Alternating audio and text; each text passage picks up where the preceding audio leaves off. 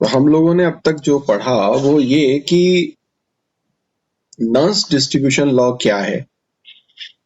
उसमें हमने बात की कि दो अगर ऐसे सॉल्वेंट्स हम लें जो आपस में एक दूसरे में मिक्स नहीं होते, इममिसिबल हैं, और उसमें हम एक सॉल्यूट अगर हम डिसॉल्व करें तो एक पर्टिकुलर टेम्परेचर पर वो जो सॉल्यूट है उन दोनों सॉल्वेंट्स में डिसॉल्व होगा और उनके डिसॉल्व होने का जो रेशो है वो एक कांस्टेंट के बराबर होता है, या हम ये कह सकते हैं कि उनकी जो वैल्यू है, उनकी जो डिसॉल्व होने का जो क्वांटिटी है वो एक पर्टिकुलर टेम्परेचर पर कांस्टेंट रहती है, उनका रेशो। और साथ में हमने ये बात की कि ये जो कांस्टेंट है जिसको हमने पार्टीशन कॉफिशिएंट या डिस्ट्रीब्यूशन कॉफिशिएंट बोला है के, ये दो चीजों पर डिपेंड करता है, या तो जो सॉल्यूट है उसका नेचर कैसा है, या फिर उस चीज पर डिपेंड करता है कि जो दो हमने सॉल्वेंट लिए हुए हैं वो जो सॉल्वेंट पेयर है उनका नेचर कैसा है। और तीसरी चीज जिस पर ये डिपेंड करता है वो हमने डिस्कस किया कि टेम्परेचर, क्योंकि टेम्परेचर बढ़ने पर भी सॉल्युबिलिटी इंक्रीज डिक्रीज होती है। तो ये इन सारी की सारी चीजों पर डिपेंड करता है। और साथ में फिर हमने जो नर्स्ट का जो इक्वेशन है वो इक्वेशन ड्राइव करने के लिए जो है एक डेरिवेशन किया, और जिसमें भी हमने वो ड्राइव करके निकाला कि जो कॉन्सेंट्रेशन है ए की और जो बी दो सॉल्वेंट हैं उनकी, इनका जो रेशियो है वो क्या रहता है, एक पर्टिकुलर टेम्परेचर पर कांस्टेंट रहता है। और फिर हमने कुछ लिमिटेशंस की बात की कि ये जो एक नॉइस डिस्ट्रीब्यूशन लॉ है ये कुछ बातों पर डिपेंड करता है, या कुछ चीजें अगर हम चेंज करते हैं तो वहां पर हम अप्लाई नहीं कर सकते। तो हमने उसकी लिमिटेशन पढ़ी कि टेम्परेचर यहाँ पर कांस्टेंट होना चाहिए। अगर टेम्परेचर में जरा सा भी फेरबदल आपने किया तो के का वैल्यू जो है वो कांस्टेंट नहीं रहने वाला। दूसरा हमने पढ़ा कि जो लिक्विड पेयर है, जो हमने सॉल्वेंट के जो दो पेयर लिए हुए हैं, यहाँ पर सॉल्वेंट ए लिया है और ये जो सॉल्वेंट बी लिया है, ये सॉल्वेंट जो हमने लिए हैं ये कंप्लीटली इममिसिबल होने चाहिए, ये एक दूसरे में घुलने नहीं चाहिए। ये नहीं कि हमने एक सॉल्वेंट लिया ए और एक दूसरा सॉल्वेंट लिया बी, ये दोनों आपस में ही घुल गए या आपस में ही डिसॉल्व हो गए, ये घुलने नहीं चाहिए, बल्कि एक दूसरे से क्या होने चाहिए, अलग अलग होने चाहिए, सेपरेट रहने चाहिए। तीसरा जो लिमिटेशन है इसका वो ये है कि जो सॉल्वेंट पेयर है वो घुलने भी नहीं चाहिए और आपस में रिएक्ट भी नहीं करने चाहिए, ये खुद आपस में रिएक्ट भी ना करें। पता चला हमने ए और बी को मिलाया और यहां कुछ नया ही कंपाउंड हमें देखने को मिल गया। तीसरी लिमिटेशन ये है कि चाहे ए हो या बी हो, ये डिसोशिएट भी नहीं होने चाहिए और एसोसिएट भी नहीं होने चाहिए। ना तो इनका विदलन होना चाहिए, ना ही तो ये टूटने चाहिए। ए जो है वो टूटना नहीं चाहिए। जैसे मान लीजिए कि ए अगर जो है वो HCl है तो ये H+ और Cl- में टूटना नहीं चाहिए, इसका डिसोसिएशन नहीं होना चाहिए। और ना ही एसोसिएशन होना चाहिए। एसोसिएशन इन द सेंस, जैसे मान लीजिए कि हमारे पास में एसिटिक एसिड है और दो एसिटिक एसिड मिलकर के क्या बना लें, एक डाइमर बना लें, ये इस तरह का डाइमर बन जाए तो ये एसोसिएट हो गया, आपस में जुड़ गए ये। तो जुड़ने भी नहीं चाहिए, टूटने भी नहीं चाहिए। और तीसरी लिमिटेशन ये है कि ये तब काम करता है जब सॉल्यूशन कैसा लिया हुआ हो हमने, वो सॉल्यूशन आपका डाइल्यूट हो, मतलब बहुत ज्यादा कॉन्सेंट्रेशन उसमें ना हो। मतलब जो हम इसमें ये जो सॉल्यूट मिलाते हैं ये सॉल्यूट कम क्वांटिटी में मिलाएं। ये नहीं कि हमने बहुत ज्यादा क्वांटिटी में मिला दिया तो कॉन्सेंट्रेटेड सॉल्यूशन बन गया, तो तब ये डिस्ट्रीब्यूशन लॉ काम नहीं करता। तो ये डिस्ट्रीब्यूशन लॉ कब काम करता है कब काम नहीं करता, वो इन 5 फैक्टर्स पर डिपेंड करता है, या ये कह सकते हैं ये इसकी लिमिटेशन है। ये चीज अगर होगी तो डिस्ट्रीब्यूशन लॉ काम करेगा, और अगर ये चीज नहीं होगी तो डिस्ट्रीब्यूशन लॉ काम नहीं करेगा। अब हम इन लिमिटेशंस को, ये जो डिस्ट्रीब्यूशन लॉ में क्या मॉडिफिकेशन करना पड़े हमें, क्योंकि अगर हमारा डिस्ट्रीब्यूशन लॉ ये है कि CA/CB इक्वल्स टू K, या कई बुक्स में आपका C1/C2 इक्वल्स टू K ये लिखा हो सकता है, तो ये डिस्ट्रीब्यूशन लॉ कब इस फॉर्म में रहेगा, वो कंडीशन मैंने आपको बता दी, ये वाली। इन कंडीशंस में तो ये वाला नियम फॉलो होगा। लेकिन अगर ये कंडीशन नहीं रहती और अगर इन कंडीशन में से कोई सी भी कंडीशन हम परिवर्तित कर देते हैं या चेंज कर देते हैं, तो हमारा डिस्ट्रीब्यूशन लॉ जो है वो हमारा डिस्ट्रीब्यूशन लॉ क्या होगा, किस तरह से काम करेगा, उसके लिए डिस्ट्रीब्यूशन इक्वेशन जो है वो क्या होगी, वो हम कैलकुलेट करेंगे अलग अलग कुछ केसेस देख करके। तो हम यहाँ पर कुछ अलग अलग कंडीशन स्टडी करते हैं। तो ये मान लीजिए कि हम यहाँ पहली कंडीशन लेते हैं, हम लेते हैं यहाँ पर कि सॉल्यूट जो है वो मान लीजिए कि एसोसिएट हो जाता है किसी भी एक सॉल्वेंट के साथ। आप ये कह सकते हो कि when solute associates with any one of solvent। ये हमारे पास में क्या है, सिस्टम।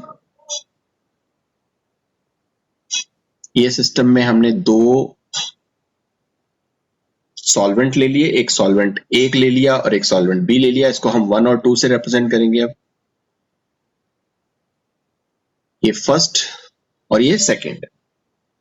और अब मैं क्या करता हूं, इसमें एक एक्स सॉल्यूट इसमें मिलाता हूं। ये क्या है, सॉल्यूट। जब मैं इसमें ये सॉल्यूट मिलाऊंगा तो जाहिर सी बात है कि ये जो एक्स है इस ए सॉल्वेंट में डिसॉल्व होगा और इस दूसरा जो सॉल्वेंट है इसमें डिसॉल्व होगा, दोनों में डिसॉल्व होगा। जब एक्स ए में इस सॉल्वेंट में डिसॉल्व होगा तो इसकी कॉन्सेंट्रेशन मैं बोल देता हूं कि उसकी कॉन्सेंट्रेशन है C1। और जब ये बी सॉल्वेंट में डिसॉल्व होगा तो इसकी कॉन्सेंट्रेशन को मान लेते हैं C2। ठीक है ना। कब, जब ये एक्स इसमें भी घुला और ये एक्स इसमें भी घुला। ठीक है, तो ये दोनों कॉन्सेंट्रेशंस हैं। अब मान लो कि ये घुल गया और मैंने एक चीज और बताई थी कि इक्विलिब्रियम भी एस्टैब्लिश हो जाता है।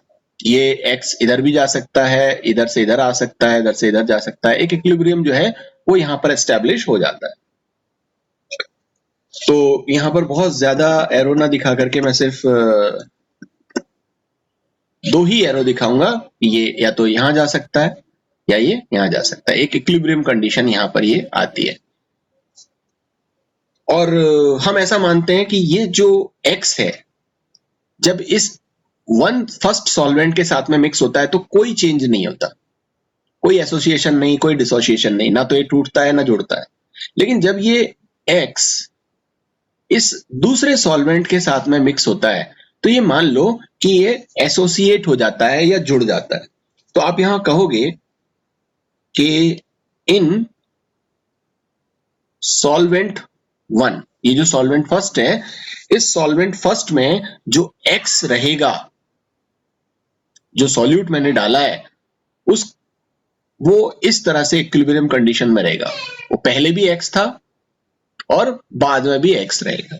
लेकिन हम कहें कि इन सॉल्वेंट 2, हमने सॉल्वेंट ले लिया 2 ये वाला, और इस सॉल्वेंट में जब हमने एक्स डाला तो अब ये क्या करेगा, इस सॉल्वेंट के साथ में एसोसिएट हो जाएगा। मैंने क्या लिखा, एसोसिएट, मतलब जुड़ जाएगा। तो अगर ये जुड़ जाता है तो क्या होता है यहां पे,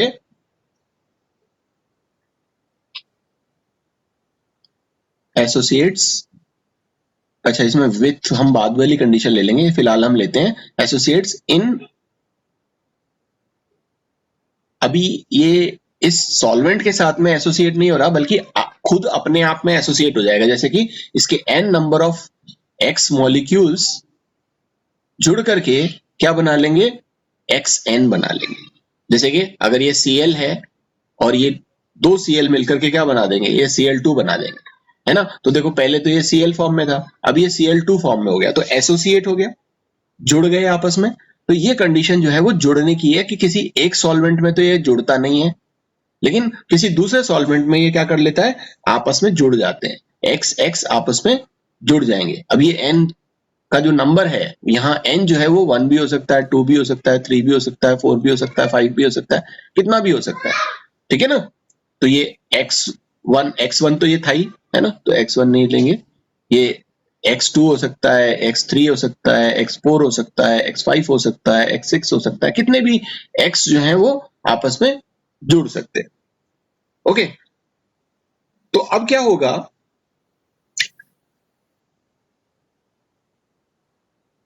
अगर हम इस सॉल्वेंट 1 की बात करें, इस समय जो सॉल्यूट है उसका कंसंट्रेशन क्या होगा, मतलब मैंने इस x को इस फर्स्ट सॉल्वेंट में डिसॉल्व किया, तो कुछ क्वांटिटी इसकी इसमें डिसॉल्व हुई होगी या कुछ मात्रा में ये डिसॉल्व हुआ होगा x इस फर्स्ट सॉल्वेंट में, तो उस समय इसकी कंसंट्रेशन क्या होगी, तो मैं यहां पर लिखूंगा कंसंट्रेशन ऑफ सॉल्यूट x। ये जो x सॉल्यूट लिया है इसकी concentration in solvent first solvent में इसकी कंसंट्रेशन क्या है, इसकी कंसंट्रेशन है C1, मैंने यहां लिखा हुआ है इसकी कंसंट्रेशन C1। इसी तरह से हम बात करेंगे concentration of solute x in solvent second. अब ये जो दूसरा सॉल्वेंट है सेकेंड, इसमें x की कंसंट्रेशन क्या है, वो कंसंट्रेशन मैंने बोली है C2। ठीक है, तो ये C1 और C2 दो कंसंट्रेशन है, कब, जब सॉल्वेंट x सॉल्वेंट 1 में हमने डिसॉल्व किया, और तब जब सॉल्यूट x सॉल्वेंट 2 में डिसॉल्व हुआ। ओके, अब देखो जब ये सॉल्वेंट A में है तब तो यहां पर कोई कंसंट्रेशन कोई परिवर्तन होगा नहीं, क्योंकि यहां पर जो सॉल्यूट है वो x फॉर्म में ही था और x फॉर्म में ही रहेगा, कोई एसोसिएशन कोई डिसोसिएशन नहीं दिखा रहा। लेकिन यहां पे दिखा रहा है, यहां पर एसोसिएशन दिखा रहा है, मतलब इसकी कंसंट्रेशन में परिवर्तन आएगा या चेंज होगी। तो इस सेकंड सॉल्वेंट में या इस सेकंड फेज में हम बात करते हैं कि क्या होगा। तो मान लो कि शुरू में x के n मॉलिक्यूल्स यहां प्रेजेंट है और ये एसोसिएट होकर के xn हो गए। तो एट इनिशियल स्टेट, प्रारंभिक अवस्था में,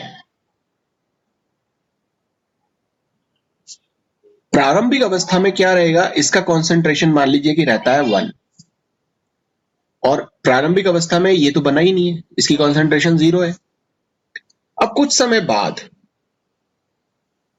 ये जो NX है वो इसमें कन्वर्ट होना शुरू हो जाएगा। इसका मतलब ये जो 1, इसकी हमने जितनी भी क्वांटिटी ली थी, मान लीजिए कि इसके 100 हमने ml ले लिया या 1 मोल ले लिया, तो 1 मोल में से कुछ क्वांटिटी किस में कन्वर्ट हो जाएगी, इस XN में कन्वर्ट हो जाएगी। और मान लो कि वो जो डिग्री ऑफ एसोसिएशन है या कितना एसोसिएट हुआ उसको हम मान लेते हैं अल्फा। तो एक पर्टिकुलर टाइम बाद जो यहां वैल्यू बचेगी वो बचेगी 1 माइनस अल्फा, ठीक है ना, और यहां जो वैल्यू हो जाएगी वो क्या हो जाएगी, अल्फा। अल्फा अमाउंट इस NX में से एसोसिएट हो गया, तो बचा कितना, 1 माइनस अल्फा। तो ये जो वैल्यू है इसका कंसंट्रेशन C2 और यहां जो कंसंट्रेशन C2, इसी के लिए देख रहे हैं ना, यहां पर तो कोई चेंज हुआ ही नहीं है, यहां चेंज हुआ है।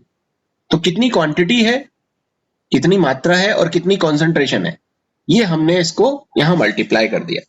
तो ये जो वैल्यू आया आपका ये, और एक ये जो वैल्यू आया ये क्या है, ये तो वो कंसंट्रेशन है जो एसोसिएट नहीं हुआ, कंसंट्रेशन ऑफ अनएसोसिएटेड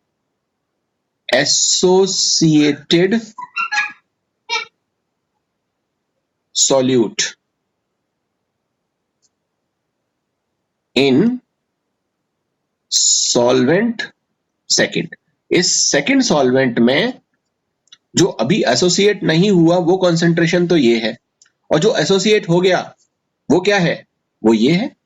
ठीक है ना। तो ये क्या है, ये है कॉन्सेंट्रेशन ऑफ एसोसिएटेड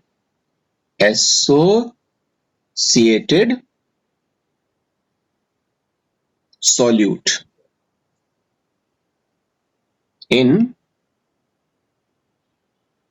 solvent 2। मेरी बात समझ में आ रही है?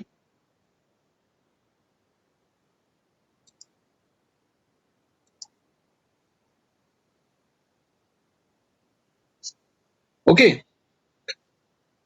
तो हमारे पास में दो कॉन्सेंट्रेशंस आ गई। अब हम इस पर क्या करेंगे, डिस्ट्रीब्यूशन लॉ अप्लाई करेंगे। तो अगर हम इस पर डिस्ट्रीब्यूशन लॉ अप्लाई करें तो डिस्ट्रीब्यूशन लॉ क्या है आपका, डिस्ट्रीब्यूशन लॉ है कि concentration of solute in solvent 1 upon concentration of solute in solvent 2। ये हमने देखा था K के बराबर, यही है। अब देखो concentration of solute in solvent 1 क्या है, concentration solute की solvent 1 में C1 है ना, तो हम क्या रख सकते हैं C1। अब concentration of solute in solvent 2, solvent 2 में क्या concentration है, तो solvent 2 में जो concentration है वो क्या है, वो है ये, यही है ना। अब ये, अब आप बोलोगे ये तो वो है जो एसोसिएट हो गए, हमारे कौन से चाहिए, जो नॉर्मल मॉलिक्यूल्स हैं वो। तो नॉर्मल मॉलिक्यूल जो अनएसोसिएटेड मॉलिक्यूल्स हैं उनका कॉन्सेंट्रेशन ये बचा, तो इसको हम लिख देंगे। तो ये वैल्यू आ जाएगा आपका C2 1 minus alpha equals to K। तो अगर आपका कोई भी सॉल्यूट, अगर इस तरह से हम उसको मिलाएं और वो अगर इस सॉल्वेंट 1 में तो कोई एसोसिएशन डिसोसिएशन ना दिखाए, लेकिन सॉल्वेंट 2 में एसोसिएट हो जाए या जुड़ जाए, तो जो इक्विलिब्रियम, जो क्या कहते हैं पार्टीशन कोफिशिएंट है, उसकी वैल्यू इस इक्वेशन से हम निकालते हैं या निकाल सकते हैं। ओके, अच्छा, अगर हम इस पूरी इस एक्सरसाइज पर हम यहां एक चीज और कर दें, क्या कर दें, हम यहां पर लॉ ऑफ केमिकल इक्विलिब्रियम अगर हम एस्टेब्लिश कर दें, क्योंकि यहां पे ये केमिकल इक्विलिब्रियम भी तो एस्टेब्लिश हो रहा है, ये केमिकल इक्विलिब्रियम भी एस्टेब्लिश हो रहा है। और केमिकल इक्विलिब्रियम का मतलब होता है कि के, और इसको हम इक्विलिब्रियम यहां पर EQ से रिप्रेजेंट करेंगे, तो इसका मतलब ये है कि ये जो कांस्टेंट है K, वो क्या है, इक्विलिब्रियम, केमिकल इक्विलिब्रियम। तो ये किसके बराबर होगा, ये होगा आपका concentration of product upon concentration of reactant. ये आपने पढ़ा होगा, जब आपने केमिकल काइनेटिक्स पढ़ी होगी तब आपने पढ़ा होगा, है ना। तो इसको मैं दूसरे तरीके से भी आपको बता सकता हूं कि मान लीजिए कि आपका A है और ये अगर B में कन्वर्ट हो रहा है, तो इस पर अगर आप chemical law of mass action लगाएंगे और केमिकल इक्विलिब्रियम निकालेंगे, तो K की वैल्यू क्या होगी, वो प्रोडक्ट का कॉन्सेंट्रेशन अपॉन रिएक्टेंट का कॉन्सेंट्रेशन, यही निकालते थे ना। और ये क्या है, केमिकल इक्विलिब्रियम कांस्टेंट। तो ये केमिकल इक्विलिब्रियम कांस्टेंट कि इसका कॉन्सेंट्रेशन B का और A का कॉन्सेंट्रेशन, वही मैंने यहाँ लिखा है कि प्रोडक्ट का कॉन्सेंट्रेशन अपॉन रिएक्टेंट का कॉन्सेंट्रेशन। तो वो अगर आप यहां पर रख दें तो K इक्विलिब्रियम अगर आप यहां पर निकालें तो वो कैसे आएगा, अब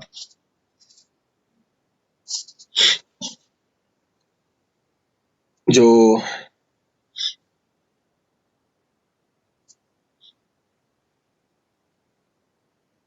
प्रोडक्ट क्या है, यहां पे प्रोडक्ट है ये प्रोडक्ट है, इसका कॉन्सेंट्रेशन क्या है, इसका कॉन्सेंट्रेशन है, क्योंकि ये अल्फा अमाउंट ये बन गया इसका, C2 कॉन्सेंट्रेशन थी इसकी, अच्छा, ये n को मैंने यहाँ पे नहीं लिखा, n अगर ये यहाँ पर है तो ये इसकी पावर में चला जाता है, नहीं अच्छा वो पावर यहाँ वाला होता है, ये जो होता है ये आपका अपॉन में चला जाता है, तो इसका कॉन्सेंट्रेशन जो होगा वो होगा अपॉन n, क्योंकि ये तो एक मॉलिक्यूल के लिए निकला ना, ये जो C2 अल्फा है ये तो 1 मॉलिक्यूल के लिए निकला या 1 मोल के लिए निकला, लेकिन यहाँ तो इसके n मोल्स हैं, तो n मोल्स हैं तो 1 के लिए निकालने के लिए क्या करना पड़ेगा, इसको n से डिवाइड करना पड़ता है, ठीक है ना। तो ये आपका कॉन्सेंट्रेशन आ जाएगा एसोसिएटेड मॉलिक्यूल्स का, जो सॉल्यूट मॉलिक्यूल्स हैं उसका। तो यहाँ पर जो वैल्यू होगी प्रोडक्ट की कॉन्सेंट्रेशन की वो क्या होगी, वो होगी C2 alpha upon n upon product.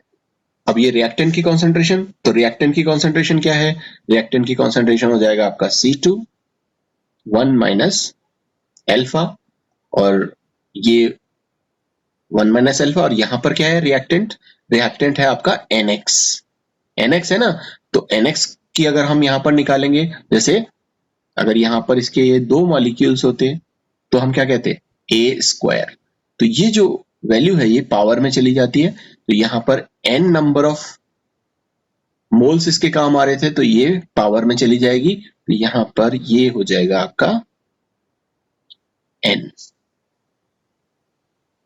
ठीक है। तो ये आपका क्या आ गया, इक्विलिब्रियम कांस्टेंट आ गया। अब अगर हम इसका nth रूट निकाल लें, ये जो इक्वेशन है हमारा, इस इक्वेशन का nth रूट निकाल दें, तो n रूट निकाल देंगे तो आप यहां पर लिखो, देखो ये तो हो गया आपका k इक्विलिब्रियम, और इसका nth रूट निकालेंगे तो ये कांस्टेंट के बराबर ही आएगा, इसका nth रूट निकालेंगे तो ये हो जाएगा n under root C2 alpha, यहां इसका nth रूट निकालेंगे तो ये हो जाएगा 1 माइनस अल्फा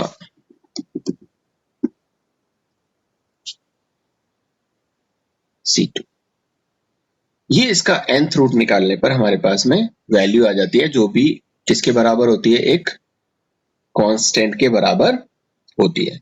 अब हमारे पास में ये कुछ अलग अलग इक्वेशंस आए थे, कौन से, एक इक्वेशन इसको मान लेते हैं हम 1, और इस इक्वेशन को मान लेते हैं हम इक्वेशन 2, और अगर हम इस इक्वेशन 1 में इस इक्वेशन 2 का भाग दे दें, या ये कह सकते हैं कि डिवाइडिंग इक्वेशन 1 विद इक्वेशन 2, तो क्या होगा, by dividing equation 1 with equation 2, then अब इसको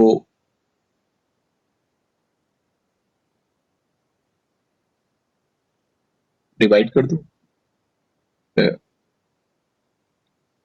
ये आपका इक्वेशन 1 है जिसको आप लिखोगे C1 upon C2 1 minus alpha, यही है, ये इक्वेशन हमारे पास वो 1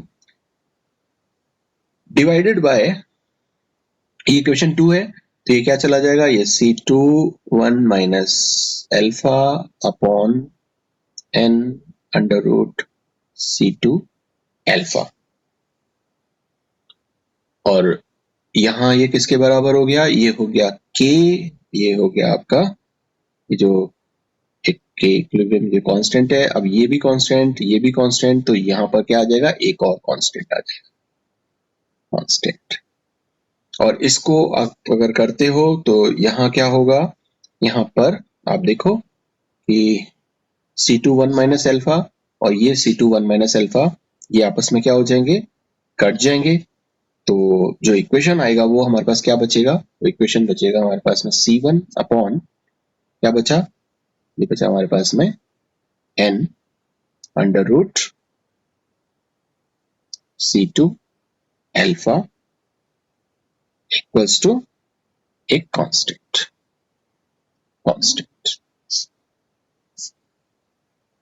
ये इक्वेशन हमारे पास में बचा। अब ये कंडीशन कब आ रही है? ये वाली जो कंडीशन है इसको हम इक्वेशन 3 मान लेते हैं। ये हमारी कंडीशन तब आ रही है जब इस इक्वेशन में कुछ मॉलिक्यूल्स एसोसिएट हो जाते हैं और ये xn बना लेते हैं। लेकिन अगर मान लो कि ये सारे के सारे मॉलिक्यूल्स, ये जो x के सारे जो भी मॉलिक्यूल्स हैं, ये जो n मॉलिक्यूल्स, ये सारे के सारे अगर इसमें कन्वर्ट हो जाते हैं xn में, अगर ऐसा होता है तो यहां जो अल्फा है ये पूरा का पूरा 1 जो है किसमें कन्वर्ट हो जाएगा? इसमें कन्वर्ट हो जाए तो यहां तो बचेगा क्या? 0, और यहां क्या हो जाएगा? 1। मतलब ये अल्फा की वैल्यू क्या हो जाएगी? यहाँ पे ये अल्फा की वैल्यू यहाँ पे 1 हो जाएगी, और अल्फा की वैल्यू 1 हो जाएगी तो आप अगर इस इक्वेशन में इसको पुट कर दो अल्फा की वैल्यू 1, कब? जब all molecules of solute X will associate। अगर सारे के सारे मॉलिक्यूल्स क्या हो जाएं? एसोसिएट हो जाएं, तो जो इक्वेशन होगा वो क्या होगा? यहां पर अल्फा का वैल्यू हो जाएगा 1। तो अल्फा का वैल्यू आप 1 पुट करोगे तो ये इक्वेशन हो जाएगी आपका C1 upon n under root C2 equals to constant.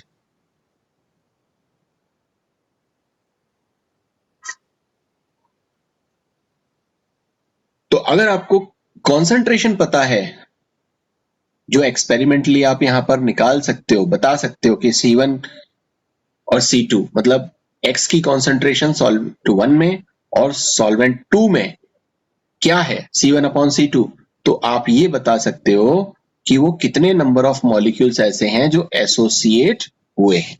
ये जो n की वैल्यू है इस इक्वेशन से आप, ये जो इक्वेशन 4 आया इससे आप ये जो n की वैल्यू है ये आप निकाल सकते हो, और ये n की वैल्यू आपकी जो भी आए, जो भी C1 और C2 की वैल्यू होगी उसके हिसाब से आपकी ये वैल्यू आ जाएगी। ठीक है, आ गया समझ में कि किस तरह से अगर हमारे पास, वापस समझो कि अगर हमारा सॉल्यूट, अगर एक ये जो कंडीशन है, ये जो केस है, ये कंडीशन अगर आपको समझ में आती है तो आने वाली कंडीशंस भी आपको आसानी से क्लियर हो जाएंगी या समझ में आ जाएंगी। तो इस कंडीशन में हमने क्या देखा है कि ये जो सॉल्यूट है हमारा, ये जो x है, इसको मैं दोबारा से यहां पे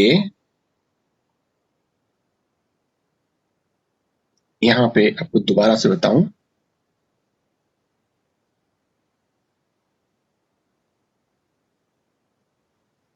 ये हमने दो सॉल्वेंट या दो फेजेस ले ली, एक सॉल्वेंट 1 ले लिया, एक सॉल्वेंट 2 ले लिया, मैंने इसमें x मिलाया, ये x क्या करेगा? इस सॉल्वेंट में घुल जाएगा, लेकिन ये ना एसोसिएट हो रहा है ना डिसोशिएट हो रहा है, इसकी कॉन्सेंट्रेशन रहती है C1।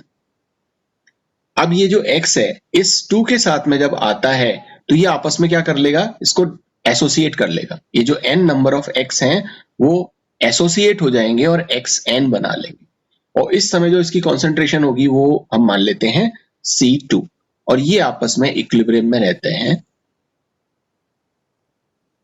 बस इसी कंडीशन को हमने यहां पर अप्लाई किया है। ठीक है ना? अब इस पर्टिकुलर कंडीशन में शुरुआती दौर में इसकी वैल्यू होगी 1, तो ये बिल्कुल भी नहीं बना होगा, लेकिन एक समय के बाद में यहां पर अल्फा अमाउंट इसका बन जाता है, तो यहां पर एक में से अल्फा आप माइनस कर दोगे, इतनी क्वांटिटी इसकी बच जाएगी। ठीक है ना? कॉन्सेंट्रेशन इसकी क्या थी? कॉन्सेंट्रेशन थी इसकी C2, तो C2 से आप इसको मल्टीप्लाई कर दो तो ये इसका कॉन्सेंट्रेशन आ जाएगा, है ना? ये हमने यहां पर बताया था। और अगर ये पूरा का पूरा कन्वर्ट हो जाएगा तो यहां पर इसकी वैल्यू बाद में एक 0 रह जाएगी, और ये पूरा का पूरा इसमें यहां बन गया, तो यहां अल्फा की वैल्यू क्या हो गई? 1 हो गई, जिसको हमने बाद में अल्फा की वैल्यू 1 पुट कर दी इस इक्वेशन में जो हमारे पास में यहाँ पे फाइनल इक्वेशन आई थी। ओके, सो आई होप आप लोगों को यहाँ पे इतनी चीजें जो हैं वो एकदम क्लियर हो गई होंगी कि किस तरह से जो डिस्ट्रीब्यूशन लॉ है वो मॉडिफाई हो गया। जो हमारा C1 upon C2 equals to K था, C1 upon C2 equals to K था, वो इक्वेशन अगर कोई एक सॉल्यूट किसी एक सॉल्वेंट में एसोसिएट होता है तो अब हमारे पास ये वाला इक्वेशन काम आएगा। कब? जब पूरा का पूरा सॉल्यूट एसोसिएट हो जाए, और अगर थोड़ा सा एसोसिएट होगा तो ये वाला इक्वेशन काम आएगा, इक्वेशन 3। ओके, अगर आप लोगों को ये चीज समझ में आती है तो हम इसकी जो दूसरी कंडीशन है या दूसरा केस है उस पर बात करते हैं। और ये केस क्या होगा? इस केस के अंदर एक मॉलिक्यूल ऐसा होगा जो डिसोशिएट हो जाएगा। अब तक हमने क्या पढ़ा था कि वो जुड़ जाते हैं, अब हम देखेंगे वो टूट जाए अगर, तो हम यहां बोलेंगे कि when solute X dissociate in any one solvent, तो एक सॉल्वेंट में तो वो कोई परिवर्तन नहीं दिखाएगा। जैसे अब यहां पर मैं वापस से एक दूसरा सिस्टम ले रहा हूं और यहां मैंने क्या किया, दो सॉल्वेंट ले लिए और दोनों सॉल्वेंट ऐसे हैं जो एक दूसरे में घुलते नहीं है।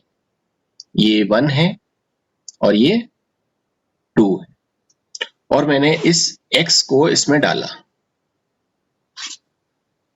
तो मैं क्या कहता हूं, जब ये इस फर्स्ट सॉल्वेंट के साथ में X मिलेगा तो कोई परिवर्तन नहीं दिखाएगा। मतलब उस समय जो X में जो इक्विलिब्रियम एस्टैब्लिश होगा वो ऐसे होगा, कोई चेंज नहीं, और इस समय जो कंसंट्रेशन होगी वो C1 है।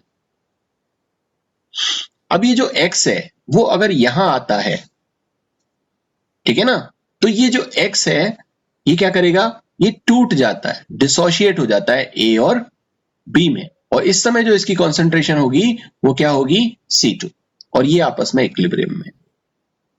मेरी बात समझ में आ गई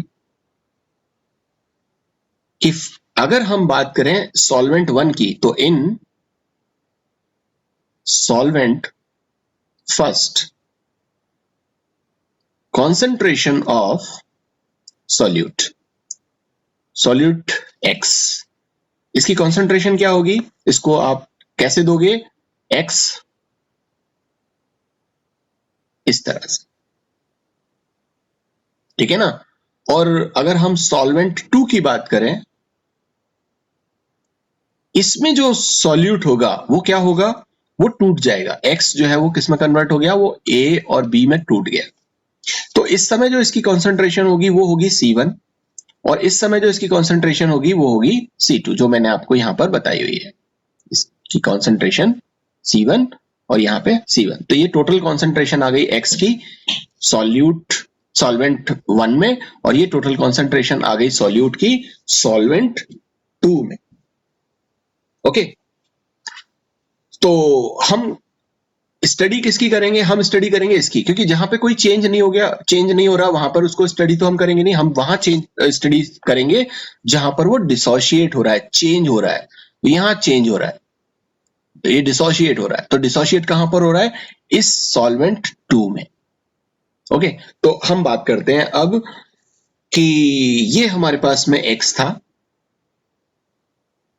ये किस में कन्वर्ट हो गया, ये हो गया A में और B में कन्वर्ट हो गया। शुरू में इसकी कंसंट्रेशन क्या है, इनिशियल इसका अमाउंट जो होगा वो 1 होगा, और इनका अमाउंट क्या होगा, 0। लेकिन एक पर्टिकुलर टाइम के बाद में ये डिसोशिएट हो गया और इसका भी अल्फा क्वांटिटी बन गई और ये भी अल्फा क्वांटिटी में बन गया, तो यहां बचा कितना, 1 माइनस अल्फा।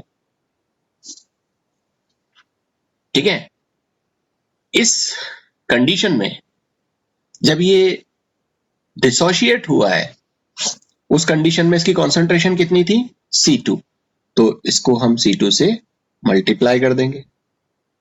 ओके, C2 से मल्टीप्लाई कर देंगे, C2 से मल्टीप्लाई कर देंगे, तो ये इसका कॉन्सेंट्रेशन आ गया एट एक पर्टिकुलर समय बाद कि ये कितना क्वांटिटी में डिसोशिएट हुआ है।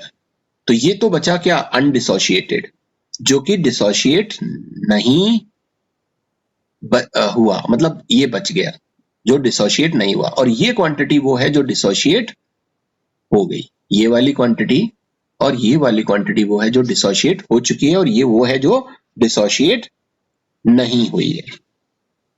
ठीक है ना।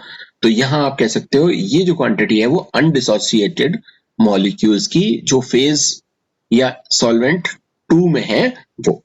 तो जो हमारा K है, अगर हम इस पर डिस्ट्रीब्यूशन लॉ अप्लाई करें तो डिस्ट्रीब्यूशन लॉ क्या कहता है, C1/C2 इक्वल्स टू K, है ना। C1 क्या है, C1 तो ये है, C1 चेंज ही नहीं हो रहा, तो C1 चेंज नहीं हो रहा तो C1 को हम एज इट इज लिख देंगे, ये हो गया हमारे पास C1। C2 क्या है, C2 हमारे पास में ये चेंज होकर के आ गया, तो ये हम लिख देंगे यहां पे C2 1 minus alpha equals to K।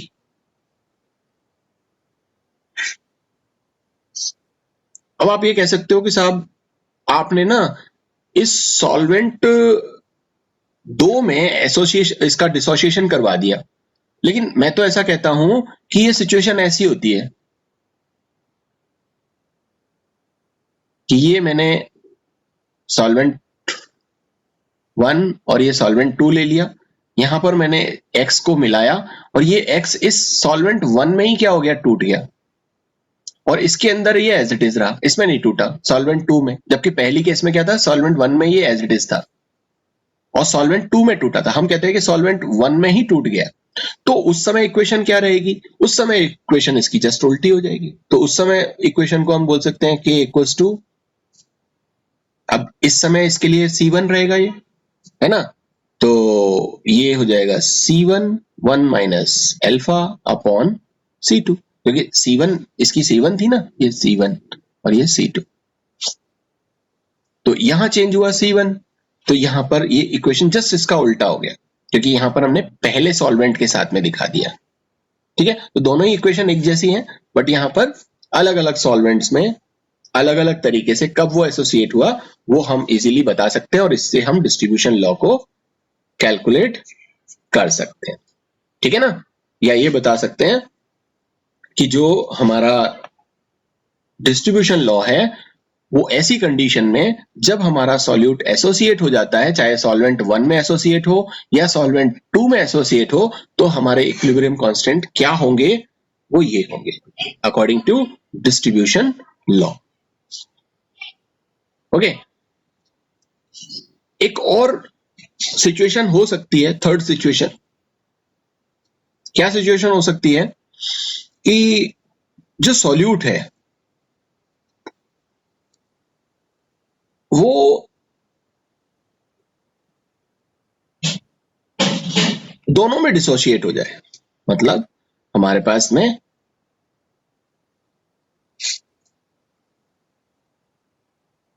ये सिस्टम, ये हमने दो सॉल्वेंट्स ले लिए, 1 ले लिया, 2 ले लिया, हमने इसमें X डाला, जब हम इसमें X डालेंगे तो ये X क्या करेगा, डिसोशिएट हो जाएगा A और B में, और इस सॉल्वेंट और इस समय इसका कॉन्सेंट्रेशन रहेगा C1, और इसमें ये जो X है वो डिसोशिएट हो जाएगा C प्लस D में, इस समय इसका कॉन्सेंट्रेशन रहेगा C2, मतलब ये फर्स्ट सॉल्वेंट में भी डिसोशिएट हुआ और सेकेंड सॉल्वेंट में भी डिसोशिएट हुआ। ठीक है, फर्स्ट सॉल्वेंट में डिसोशिएट होकर के ये A प्लस बी बना दिया इसने, और सेकेंड सॉल्यूशन सॉल्वेंट में डिसॉल्व होकर के या डिसोशिएट होकर के इसने C और D बना दिए। तो ऐसी कंडीशन में जो डिसोशिएशन है सॉल्यूट का फेज 1 और फेज 2 हम कैसे मानेंगे, हम पहले मान लेते हैं इन सॉल्वेंट 1, इन सॉल्वेंट 1।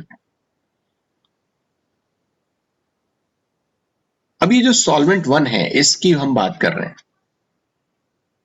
तो शुरू में कितना था, x किस में कन्वर्ट हो गया, a और b में कन्वर्ट हो गया। यहां शुरू में इसकी वैल्यू 0 है, 1 है, इसकी वैल्यू 0 है, इसकी वैल्यू 0 है। बाद में ये डिसोशिएट हो गया कितना, अल्फा क्वांटिटी में, तो ये क्या बचा, 1 माइनस अल्फा बचा। ओके, और अगर हम सॉल्वेंट 2 की बात करें, सॉल्वेंट 2, वहां पर जो x है वो डिसोशिएट हो गया C में और D में। शुरू में इसकी कंसंट्रेशन 1 थी, इसकी कंसंट्रेशन नहीं थी कुछ भी। अब ये कितना डिसोशिएट हो गया, मान लीजिए कि वो अल्फा डैश डिसोशिएट हुआ, क्योंकि यहां पर अल्फा ले लिया, अब इसलिए हमने यहां पर अल्फा डैश लिख दिया, ठीक है ना। तो ये अल्फा डैश क्वांटिटी में एसोसिएट हो गया, तो यहां पर आपका क्या वैल्यू निकलेगी, C1/अल्फा। ओके, और इस समय जो कॉन्सेंट्रेशन है सॉल्वेंट 1 में वो क्या है, C1, C1, C1, यहां पर क्या है, C2, C2, C2 and C2, ये C2 ले रखी है ना हमने, यहाँ पे C2 ले रखी है, यहाँ पे C1 ले रखी है जब ये एसोसिएट हुआ है।